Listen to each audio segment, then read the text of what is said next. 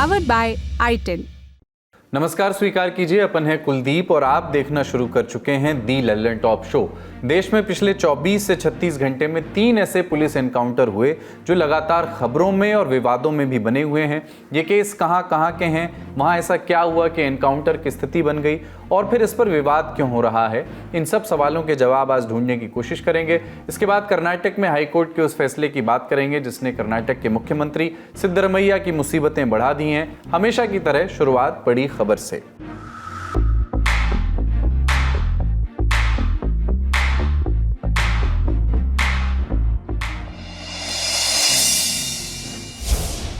जिन 3 encounter cases पर आज हम बात करने जा रहे हैं उनमें से 2 उत्तर प्रदेश से हैं और 1 महाराष्ट्र से। एक एक करके तीनों पर बात करेंगे। उत्तर प्रदेश का अनुज एनकाउंटर केस 28 अगस्त की बात है। उत्तर प्रदेश के सुल्तानपुर में है ठठेरी बाजार और इसी बाजार में है सर्राफा व्यापारी भरत सोनी की ज्वेलरी शॉप, ओम ऑर्नामेंट शॉप नाम से।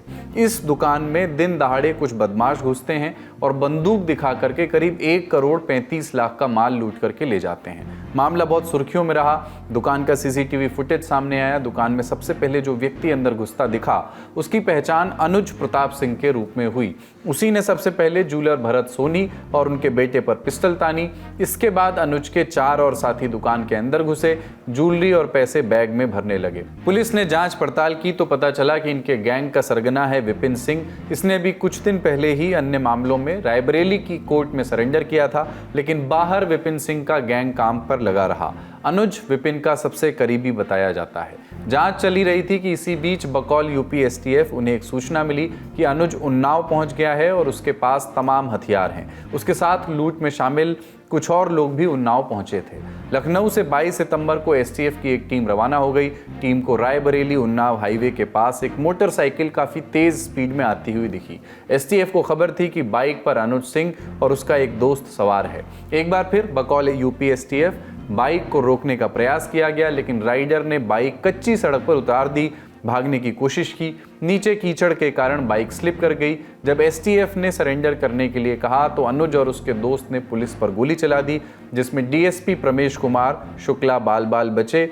हेड कांस्टेबल रवि वर्मा को गोली लगी। हालांकि वो बुलेट प्रूफ जैकेट पहने हुए थे तो गंभीर जख्मी होने से बच गए।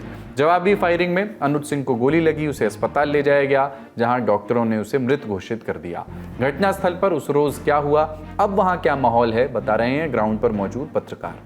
इस वक्त मैं मौजूद हूँ ठीक उसी इलाके में जहाँ पर ये पूरी मुठभेड़ हुई। यहाँ पे अगर आप देखेंगे यही वो स्पॉट है जहाँ पर गोली लगी अनुज प्रताप सिंह को। अगर आप देखेंगे यहाँ पर स्टेन्स मौजूद हैं, खून के धब्बे मौजूद हैं। यही वो धब्बे हैं जो अनुज प्रताप के खून के हैं जब उसको पैर में गोली लगी, जिसके बाद उसे अस्पताल पहुँचाया गया। यहाँ से अगर आप देखेंगे तो ये फॉरेंसिक टीम जो है यहाँ पे आके साक्ष्य जुटाने का काम उन्होंने किया है। यहाँ पे अगर आप देखेंगे तो आपको मास्क मिलेगा। झाड़ियों में जाके भी फॉरेंसिक टीम ने साक्ष्य जुटाए। ग्लव्स वगैरह आप देखेंगे तो अभी भी मौके पर पड़े हुए हैं। ये सूचना मिली थी यूपी एसटीएफ और पुलिस की टीम को कि इस पूरी डकैती के जो आरोपी हैं उसमें से 2 आरोपी यहाँ उन्नाव में मौजूद हैं, जिसके बाद पुलिस की मदद से ये पूरे ऑपरेशन को अंजाम दिया गया। आपको बता दूं सीरीज ऑफ इवेंट्स, ये रोड है उस गांव की जो पूरी सुनसान है। यहाँ से सुबह 4 बजे का वक्त था जब अनुज प्रताप अपने साथी के साथ बाइक से आ रहा था और इसी की पहले से जानकारी पुलिस और यूपी एसटीएफ को टीम को थी जो यहाँ पर जो है पहले से ही घात लगाए बैठी थी और इंतजार कर रही थी अनुज प्रताप सिंह का। ये वही स्पॉट है जहां पर अनुज प्रताप की जो बाइक है वो पुलिस ने सीज करी, वो उनको यहां पर पड़ी हुई मिली। जैसे ही अनुज प्रताप अपनी बाइक से यहां पर आगे बढ़ा, यहाँ पे यूपी एसटीएफ और पुलिस की टीम ने उसको रोकने की कोशिश करी, जिसके बाद बाइक छोड़ के वो पीछे की तरफ भागा।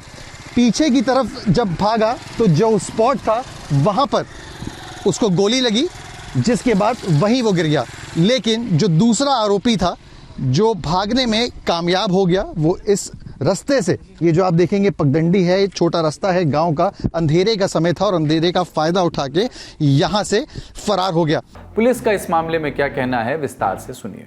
अचलगंज थाना क्षेत्र जनपद उन्नाव में लखनऊ एसटीएफ टीम व बदमाशों के बीच में मुठभेड़ हुई है। इस मुठभेड़ में एक बदमाश घायल हुआ व दूसरा बदमाश जो है मौके का फायदा उठाकर भाग गया। जो घायल अभियुक्त था उसको प्रथम उपचार हेतु सीएचसी ले जाया गया। उसके बाद उसको जिला अस्पताल रेफर किया गया, जहां डॉक्टर्स के द्वारा उसको मृत घोषित किया गया। इस बदमाश की पहचान जो है वो अनुज प्रताप सिंह सन ऑफ धर्मराज सिंह जनपद अमेठी से हुई है। यह बदमाश 1 लाख का इनामी अपराधी था। वह सुल्तानपुर में हुई डकैती की घटना में वांछित चल रहा था। इस बदमाश के विरुद्ध पहले भी आपराधिक मुकदमे दर्ज हैं। अनुज से पहले इसी केस के आरोपी मंगेश यादव का एनकाउंटर भी उत्तर प्रदेश में काफी खबरों में रहा था। कुल 14 आरोपियों की पहचान हुई है इस केस में। अनुज और मंगेश तो मारे जा चुके हैं, कुछ आरोपी न्यायिक हिरासत में हैं और कुछ फरार चल रहे हैं। उत्तर प्रदेश में इस मामले पर राजनीति गर्म है। समाजवादी पार्टी के नेता अखिलेश यादव ने ट्वीट किया। उन्होंने लिखा कि सबसे कमजोर लोग एनकाउंटर को अपनी शक्ति मानते हैं। किसी का भी फर्जी एनकाउंटर नाइंसाफी है। आज के सत्ताधारी जानते हैं कि वो भविष्य में फिर कभी वापस नहीं चुने जाएंगे, इसीलिए वो जाते जाते उत्तर प्रदेश में ऐसे हालात पैदा कर देना चाहते हैं कि उत्तर प्रदेश में कोई प्रवेश निवेश ही ना करे। निंदनीय। विपक्ष के अन्य नेताओं ने भी सरकार पर सवाल उठाए। जैसे प्रदेश में कानून व्यवस्था ध्वस्त हो चुकी है, जंगल राज कायम है। केवल इनकाउंटर की जो परंपरा इन्होंने शुरू की है ये बहुत ही, मैं समझता हूँ, दुर्भाग्यपूर्ण है और उत्तर प्रदेश के लिए या समाज के लिए ये बहुत ही डर का माहौल पैदा कर रखा है। हर व्यक्ति डरा है, घबराया है कि पुलिस इतनी बेलगाम हो गई है कि कब क्या किसके साथ हो जाए कोई नहीं जानता। तो मैं समझता हूँ कि ये काउंटर की जो इन्होंने परंपरा शुरू की है लगातार जब से योगी जी आए हैं, ठोको नीति, ये बहुत ही दुर्भाग्यपूर्ण है और बहुत ही पूरा समाज डरा हुआ है इससे। एक ठाकुर लड़के का एनकाउंटर हो गया, ऐसा तो नहीं है कि बात बराबर करने के लिए इस किस्म की बातें हो रही हो। क्या इंसानी जिंदगी इतनी सस्ती हो गई कि जब चाहो उसको मार दिया जाए, जान से मार दिया जाए एक जवान लड़के को? ये लोकतंत्र की हत्या हो रही है, किसी एक आदमी की हत्या नहीं हो रही। अनुज सिंह की बहन ने भी सरकार पर गंभीर आरोप लगाए हैं। उन्होंने कहा है कि अगर एनकाउंटर कर ही रहे हैं तो सबका करें, चुनिंदा लोगों का नहीं। जो अखिलेश यादव हैं, कहीं ना कहीं अब उनको कलेजे की ठंडक मिल गई होगी कि हाँ चलो ठाकुर का भी एनकाउंटर हो गया। वो तो यही चाहते ही थे, राजनीति की ही, तभी तो हमारे भाई का एनकाउंटर हुआ। नहीं हमारे भाई का एनकाउंटर ही ना होता। ये जो सरकार के खिलाफ साजिश हो रही है और विपक्षी पार्टी इस तरह से कर रहे हैं, इस तरह करेंगे तो कभी भी इनकी पार्टी नहीं बन पाएगी सर। अगर इस तरह नाइंसाफी करेंगे तो जो दिखा रहे हैं कि मुठभेड़ हुआ है, फायरिंग हुआ है, ये सब एक फर्जी, ये सब झूठ दिखा रहे हैं, एक अफवाह फैला रहे हैं कि हाँ ऐसे नहीं ऐसे हुआ है। और सर हम यही चाहते हैं कि अब तो हो ही गया है, अब तो हमारे भाई को कोई वापस ला नहीं सकता है। बस जो लोग बचे हैं, कहीं ना कहीं अब हमारे मन में ये आ रहा है कि वो तो कम से कम बच जाएं, एनकाउंटर रोक दिया जाए। सत्ता पक्ष से जुड़े लोगों का इस पर क्या कहना है वो भी सुन लीजिए। उत्तर प्रदेश में अखिलेश यादव की सरकार रही थी तो माफियाओं की सरगना के रूप में, तो स्वाभाविक है उनका रिश्ता अभी भी माफियाओं से जुड़ा है और इसीलिए वो जब भी किसी अपराधी पर कड़ी कार्रवाई होती है तो उनको तकलीफ होती है। एसटीएफ लखनऊ ने उन्नाव में एक मुठभेड़ में अनुज प्रताप सिंह नाम के एक अपराधी को मार गिराया। अब इस पर सपा मुखिया श्री अखिलेश यादव जी का कोई ट्वीट नहीं आया, ना कोई रिएक्शन आया। हो सकता है उनकी जाति का नहीं होगा या किसी विशेष समुदाय का नहीं होगा, क्योंकि उनकी जो समाजवाद की परिभाषा यही है, ये तुष्टीकरण और संप्रदायवाद की राजनीति को बढ़ावा देने के लिए वो इस तरह के ट्वीट और रिएक्शन दिया करते हैं। तो इस पर क्यों नहीं आया, ये भी मेरा सवाल है। अब उत्तर प्रदेश के ही एक और एनकाउंटर की बात करते हैं। इस पर भी विवाद छिड़ा हुआ है। गाजीपुर का मोहम्मद जाहिद एनकाउंटर। गुवाहाटी एक्सप्रेस नाम की ट्रेन में 19-20 अगस्त की रात कथित तौर पर अवैध शराब की तस्करी रोकने की कोशिश कर रहे आरपीएफ के 2 जवानों जावेद खान और प्रमोद कुमार की हत्या कर दी गई थी और शवों को चलती ट्रेन से फेंक दिया गया था। दोनों के शव पंडित दीनदयाल उपाध्याय स्टेशन के पास अलग अलग स्थानों पर मिले थे। पुलिस ने जांच की। हत्या के तार बिहार के शराब माफियाओं से जुड़े। 6 लोगों को गिरफ्तार किया गया, जबकि एक आरोपी फरार हो गया। नाम मोहम्मद जाहिद, जो फरार हुआ। मुखबिर से उसके गाजीपुर में होने की जानकारी मिली। 23 सितंबर की रात करीब 1 बजे उत्तर प्रदेश एसटीएफ की नोएडा यूनिट, जीआरपी दिलदार नगर और गाजीपुर पुलिस की संयुक्त टीम जाहिद की तलाश में निकली। तभी रात में गोपालपुर के पास जाहिद बाइक से अपने साथी के साथ आता हुआ नजर आया। पुलिस ने बताया कि जब उसकी घेराबंदी की गई तो उसने पुलिस पर फायरिंग कर दी। गोली लगने से पुलिसकर्मी घायल हो गया। जवाबी कार्रवाई की गई जिसमें जाहिद के सीने में गोली लगी। उसे नजदीकी अस्पताल ले जाया गया जहां डॉक्टरों ने उसे मृत घोषित कर दिया। गाजीपुर के एसपी इराज राजा ने इस बारे में विस्तार से जानकारी दी। लगातार हमारी कार्रवाई चल रही थी तो एक सूचना प्राप्त हुई थी कि इस का जो मुख्य अभियुक्त जो कि हमारा 1 लाख का इनामी है सोनू और जाहिद, वो दिलदार नगर जमनिया बॉर्डर पे आज ट्रेन में शराब लोड करने वाला था। तो वहां पर जब टीमें पहुंची उस जानकारी के आधार पर तो इसने फायर झोंक दिया टीम पर। तो जवाबी फायर में इसको गोली लगी जिसमें ये घायल हुआ। इसको तत्काल CSC ले जाया गया, वहां से इसको जिला अस्पताल रेफर किया गया, लेकिन अधिक रक्त बह जाने के कारण जिला अस्पताल के डॉक्टरों ने इसको मृत घोषित किया वहां पर। तो इसमें अभी वैधानिक कार्रवाई प्रचलित है और ये बहुत ही शातिर अपराधी था। इसके विरुद्ध कई मुकदमे पूर्व के शराब एक्साइज के एवं अपहरण आदि के वहां पर दर्ज थे और बहुत ही लंबे समय से ये यहाँ पर इसको बूट लैगिंग कहते हैं, शराब तस्करी का काम ये करता था इस पूरे रूट पर। टाइम्स ऑफ इंडिया और दैनिक भास्कर की रिपोर्ट्स के मुताबिक देश में सबसे ज्यादा पुलिस एनकाउंटर उत्तर प्रदेश में हो रहे हैं। पिछले 7 साल में प्रदेश में लगभग 13,000 पुलिस एनकाउंटर हुए हैं। इनमें 207 से ज्यादा कथित अपराधी मारे गए हैं। उत्तर प्रदेश में एनकाउंटर्स की ये नंबर्स ही हैं जिन पर विपक्ष सवाल उठा रहा है। एनकाउंटर का तीसरा केस महाराष्ट्र के बदलापुर का अक्षय शिंदे एनकाउंटर। बदलापुर में पिछले महीने 12 अगस्त को 2 नाबालिग बच्चियों के माता पिता ने आरोप लगाया था कि नर्सरी में पढ़ने वाली उनकी बच्चियों के साथ एक प्राइवेट स्कूल में यौन उत्पीड़न किया गया। आपको याद होगा कि आरोप लगने के बाद बदलापुर में पूरे थाने में जमकर बवाल हुआ था, ट्रेनें तक रोक दी गई थी। इस मामले में स्कूल के सफाई कर्मी पर आरोप लगे। अक्षय को सफाई कर्मी के रूप में कॉन्ट्रैक्ट पर 1 अगस्त को हायर किया गया था। अक्षय की पहली पत्नी ने भी उस पर अप्राकृतिक संबंध बनाने का आरोप लगाया था। इस मामले में वो पहले से ही जेल में था। ठाणे पुलिस की क्राइम ब्रांच ने अक्षय को जांच के लिए हिरासत में लिया। पुलिस का दावा है कि क्राइम ब्रांच दफ्तर के रास्ते में जैसे ही पुलिस की वैन मुंब्रा बाईपास पर पहुंची, अक्षय ने एक पुलिसकर्मी की रिवॉल्वर छीन ली और फायर किए। पुलिस का कहना है कि चलती वैन में अक्षय ने कथित तौर पर 3 राउंड फायर किए। इसमें से एक गोली असिस्टेंट पुलिस इंस्पेक्टर नीलेश मोरे को लगी। सीनियर इंस्पेक्टर संजय शिंदे ने जवाबी फायरिंग की और गोली अक्षय की कनपटी में जाकर के लगी। उसे कालवा अस्पताल ले जाया गया जहां डॉक्टरों ने उसे मृत घोषित कर दिया। घायल पुलिसकर्मियों का इलाज चल रहा है। इस केस में भी कुछ सवाल उठ रहे हैं। महाराष्ट्र विधानसभा में विपक्ष के नेता और कांग्रेस विधायक विजय वडेट्टीवार ने घटना की न्यायिक जांच की मांग की है। महाराष्ट्र के पूर्व गृह मंत्री अनिल देशमुख ने कहा कि कोई व्यक्ति अगर हथकड़ी पहने हुए वैन में बैठा है तो उसके लिए ये संभव ही नहीं है कि वो बंदूक छीन करके फायरिंग कर सके। भारतीय जनता पार्टी की स्कूल होने के कारण और ये बात आगे बढ़ना नहीं चाहिए। उसके लिए इसको हमेशा के लिए अक्षय शिंदे को हटा दो करके ये एनकाउंटर हुआ क्या, इसके बारे में भी शंका है। असलियत जनता के सामने आने को होना है, इसलिए ये पूरी घटना की रिटायर्ड हाईकोर्ट जज के द्वारा चौकसी होना चाहिए। एनसीपी के शरद पवार गुट की सांसद सुप्रिया सुले ने कहा कि यह घटना दिखाती है कि महाराष्ट्र में न्याय प्रणाली पूरी तरह फेल हो चुकी है। वहीं कांग्रेस नेता पृथ्वीराज चौहान ने इसे महाराष्ट्र पुलिस के लिए काला दिन करार दिया। देखिए, इनकाउंटर किसका होता है? इनकाउंटर आतंकवादियों का होता है, इनकाउंटर अंडरवर्ल्ड के गुनहगारों को होता है। ये कौन आदमी था? तो इससे एक बात का और जो संदेह था उसका वो सबूत जो संदेह और बढ़ता जा रहा है कि शायद पुलिस किसी ऊंचे पद पर बैठे व्यक्ति को बचाने की कोशिश कर रही है।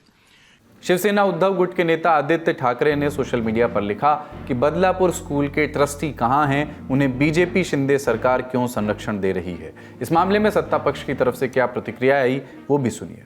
बदलापुर की जो बहुत ही दुर्भाग्यपूर्ण घटना घटी थी, उसमें आरोपी जो अक्षय शिंदे, इसकी बीवी ने जो कंप्लेंट की थी लैंगिक अत्याचार की, उसके बारे में ये आरोपी है, उसको जांच के लिए पुलिस ला दी। उसमें उसने पुलिस की बंदूक खींचकर एपीआई नीलेश मोरे को फायरिंग कर दी और उसमें नीलेश मोरे घायल है और पुलिस ने बचाव के लिए उसके ऊपर फायरिंग की है। देखिए, ये जो आरोपी था, इसकी पूर्व पत्नी ने सेक्सुअल असॉल्ट की एक कंप्लेंट की थी। उसके लिए एक वारंट लेकर उसको उसकी तफ्तीश के लिए लेकर जा रहे थे।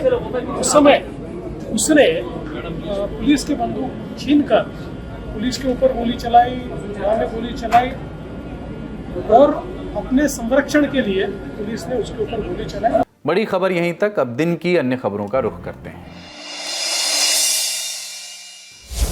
कर्नाटक के मुख्यमंत्री और कांग्रेस नेता सिद्धरमैया को 24 सितंबर को वहीं के हाईकोर्ट से बड़ा झटका लगा। मामला मूडा यानी मैसूर अर्बन डेवलपमेंट अथॉरिटी के कथित लैंड स्कैम से जुड़ा हुआ है। इस मामले में मद्रास हाईकोर्ट ने उनकी याचिका खारिज कर दी है।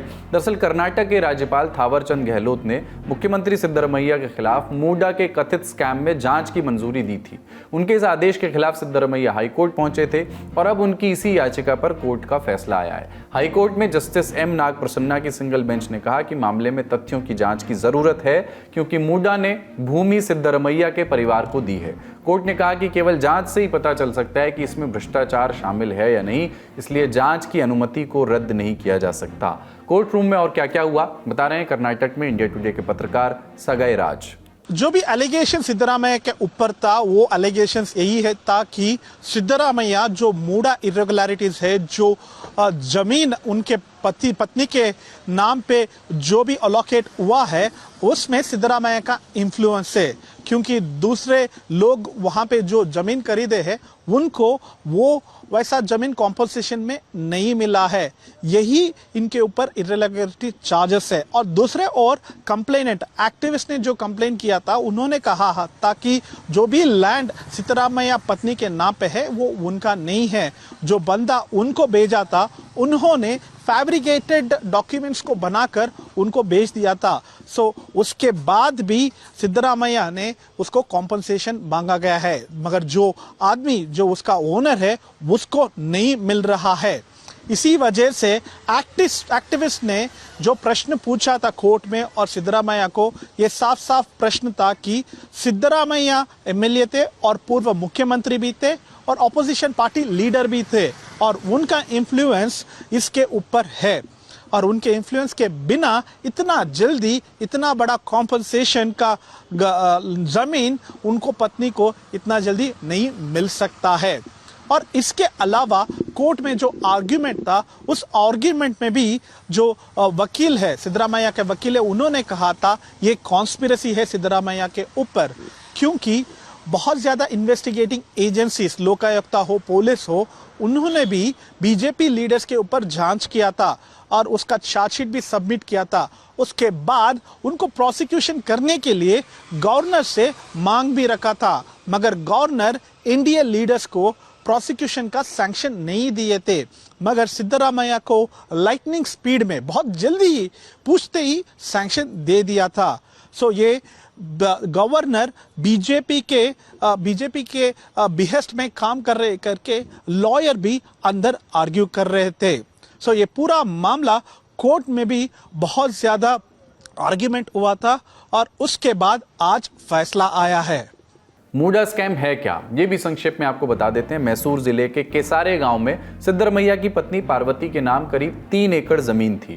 पार्वती के भाई मल्लिकार्जुन ने उन्हें गिफ्ट में ये जमीन दी थी। मूडा ने इस जमीन का अधिग्रहण किया विकास कार्य के लिए। इसके बदले मूडा ने पार्वती को 2021 में विजयनगर में 38,283 स्क्वायर फीट का प्लॉट दिया। ये जमीन दक्षिणी मैसूर के पौष इलाके में है। आरोप लगा कि विजयनगर की जो जमीन पार्वती को दी गई वो उनके केसारे वाले जमीन से कहीं अधिक महंगी है। इससे मूडा को नुकसान हुआ। ये पूरा लेन देन साल 2021 का है। भाजपा आरोप लगाती रही है कि इस योजना के तहत 85,000 आवेदकों को जमीन नहीं मिली।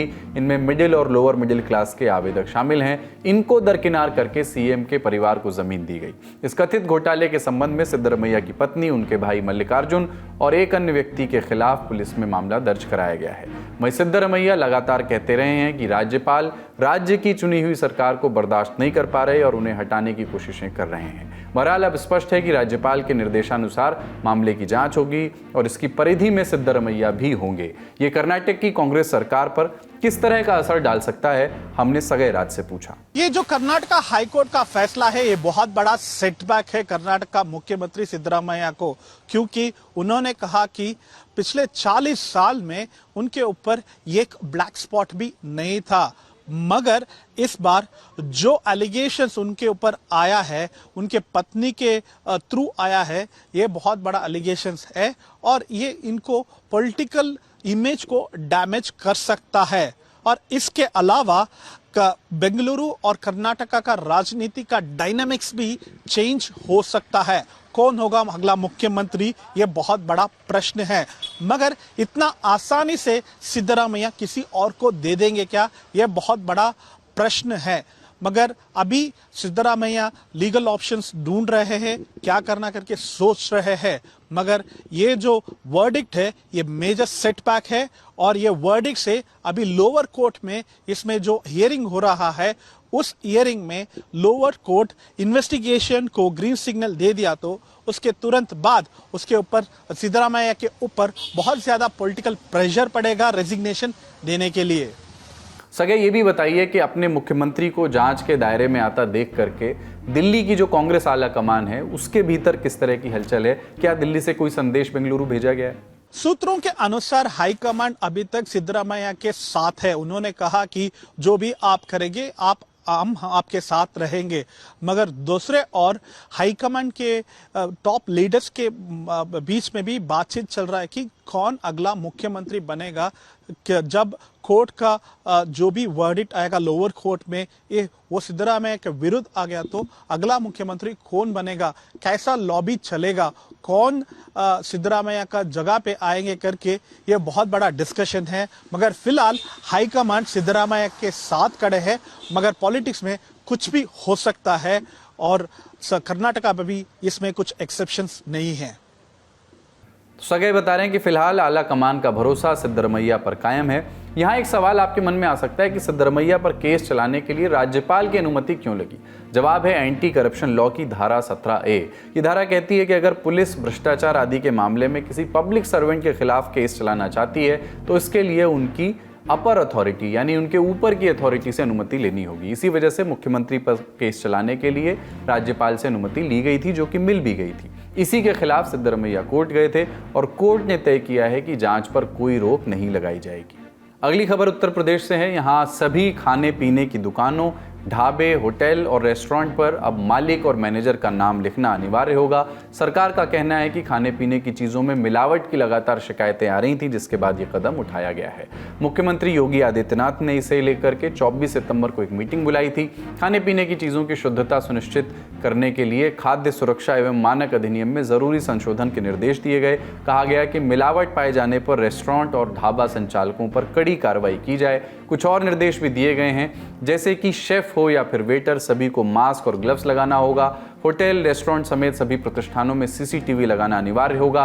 वहां काम करने वाले हर कर्मचारी को पुलिस वेरिफिकेशन कराना अनिवार्य होगा। आपको याद ही होगा कि सावन के महीने में भी कांवड़ यात्रा के रूट पर पड़ने वाले होटलों और ढाबों के बाहर उनके मालिकों के नाम लिखने के आदेश उत्तर प्रदेश सरकार ने जारी किए थे, लेकिन सरकार के फैसले पर सुप्रीम कोर्ट ने अंतरिम रोक लगा दी थी। जम्मू कश्मीर विधानसभा चुनाव के दूसरे चरण के लिए 25 सितंबर को वोट डाले जाएंगे। दूसरे चरण में 6 जिलों की 26 विधानसभा सीटों पर वोटिंग होगी। इसमें 25 लाख से ज्यादा वोटर्स वोट करेंगे। दूसरे चरण की जो 26 सीटें हैं, इनमें 15 सीटें सेंट्रल कश्मीर में हैं और 11 सीटें जम्मू की हैं। जम्मू कश्मीर के पूर्व मुख्यमंत्री उमर अब्दुल्ला गांदरबल और बीरवा से चुनाव लड़ रहे हैं। दोनों सीटों पर इसी चरण में मतदान होने हैं। एक संयोग ये भी है कि उमर लोकसभा चुनाव में बारामूला लोकसभा सीट से लड़े थे और तब तिहाड़ जेल में बंद रह करके चुनाव लड़ रहे इंजीनियर राशिद से वो चुनाव हार गए थे, निर्दलीय उम्मीदवार से।